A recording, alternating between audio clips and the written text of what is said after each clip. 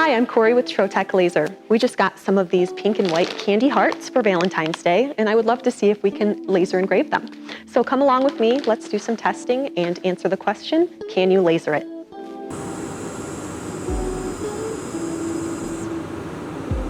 Alright, so since these hearts are so small, I'm going to use Play-Doh as a jig. I am testing this on both the white and the pink sides to see which gives us the best results. I'll just push the hearts down and make sure they're nice and level. Let's go ahead and load our candy hearts into the laser and focus. I will be using the 80-watt Speedy 360 run-on ruby laser with the Vision Design and Position camera for this application. Since the hearts are not lined up perfectly straight in the Play-Doh, the camera helps me place my designs exactly where I want them.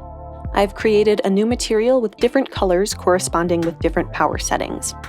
Each setting uses 100% speed and 500 dpi with power ranging from 30 to 60%. It looks like the higher power setting gave me a better result, but I think we can improve it. There was a bit of melting on the back of the candies, so I will drop the DPI down to 333 and increase the power to see if that helps darken the engraving while reducing the melting. I think that the engraving at 90% power, 100% speed, and 333 DPI on the pink side of the candy offered the best results. So I will go ahead and try a few more designs using those settings. If you would like to try this application yourself, follow the QR code to purchase these candy hearts on Amazon.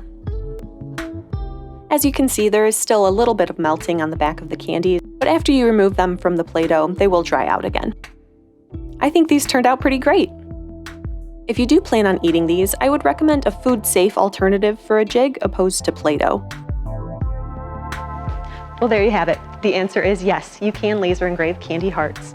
Thank you so much for watching. Be sure to like and subscribe, and leave your suggestions in the comments below for what we should laser next.